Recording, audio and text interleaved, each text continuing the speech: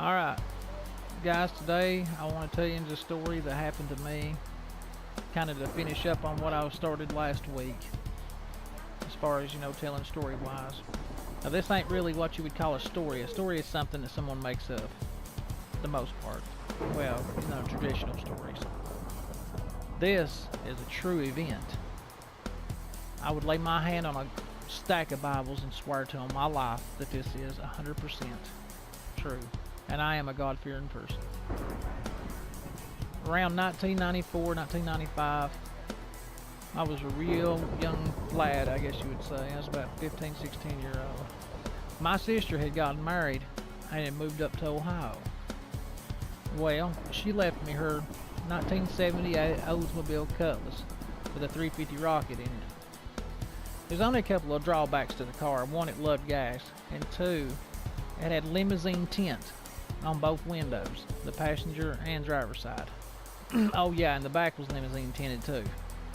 So it was almost impossible to drive that thing at night.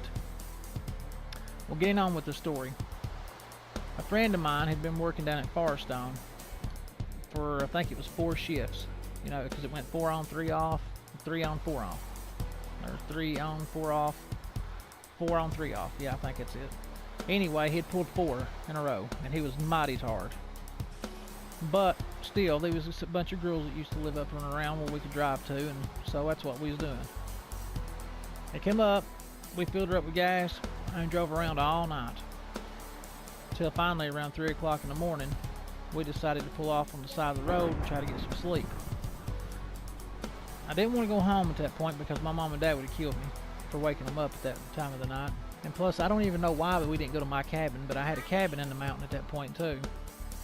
We could have easily went up there and slept through the night. It was real nice too. It had a bed, electricity, TV, everything. But no, we decided to sleep in the car like a bunch of dummies. Well, alright.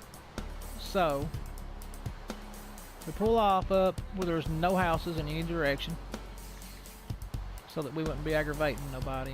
We wouldn't get in trouble, for pulling there. But the drawback to it is the place we pulled off at was supposed to have been haunted. Now, we had heard that off and on all my life, all my childhood, all his childhood. I'm sure he heard the same. If he was here, he'd tell you the same.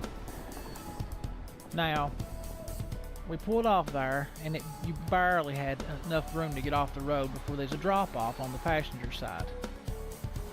Alright. As soon as we pull off, Lester curls up in a little ball, pulls his legs up into the seat, which I don't know why he didn't just get in the back. There's a full seat in the back, but pulls his legs up into the seat and tries to go to sleep. I'm like, Lester, lock your door over there just in case I go to sleep too. So he does, and then curls right back up in a ball, and he's going to sleep. Well, he wore those real big thick glasses like Bubbles on Trailer Park Boys, if you know the show. Anyway,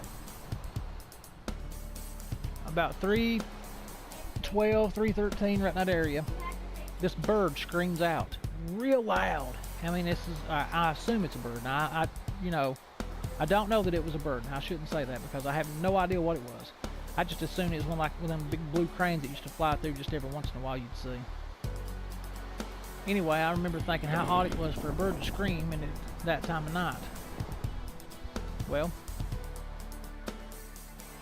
about a minute after it screamed like it did, the car started shaking all over, just like an earthquake or something was going down. And I didn't know what to think because I had never been through a big earthquake. I mean, I felt tremors before, but nothing like this. Nothing. The car was literally shaking like a part.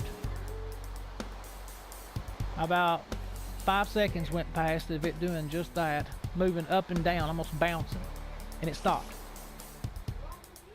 Then the door, the passenger side door, sounded like it was trying to rip the handle off of the car. And it was literally moving the car up and down on that side. I look over at Lester, my friend, and he's still curled up in the ball looking at me this whole time with his eyes about the size of the bottom of a Coke can.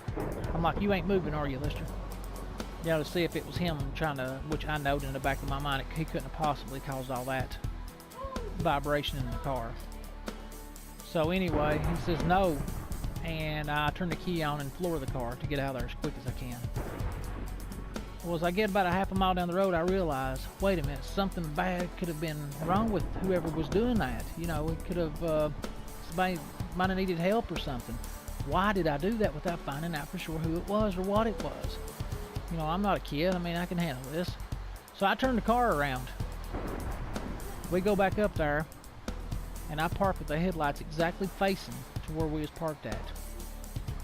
And I guess I should go ahead and mention that years before this, there used to be a wood mill down over the drop-off there in that little straight valley. While it was there, the man that owned its wife came. Him, her, and his son, which was about anywhere from 4 to 8 years old at this point. I really don't know exactly what the age was. He had the wood mill going when they got there and wasn't paying too much attention, and the boy got caught by one of the hooks that pulls the logs into the saw. Well, the wife tried her very best to get the kid off of it, but couldn't, and it killed him and her both. Well, for years we hear that the truck drivers that drove through there at night said that they'd seen a woman and a little boy walking through there at the dead hours of midnight, which we just thought it was the grown-ups trying to play tricks on us. But when I go back up there that night, I get up on the hood for greater advantage for sight, you know, and I still can't see or hear anything. I blow the horn, I scream, I holler, do everything I possibly can to get whatever it was as attention back. Nothing. And to this day, if you were to see the man I'm talking about that was with me, Lester Murray, he would tell you the same. And if he didn't live all the way over into North Carolina, I would have him here to verify this today. But I'm telling you guys right now, I swear to God, I'm not lying.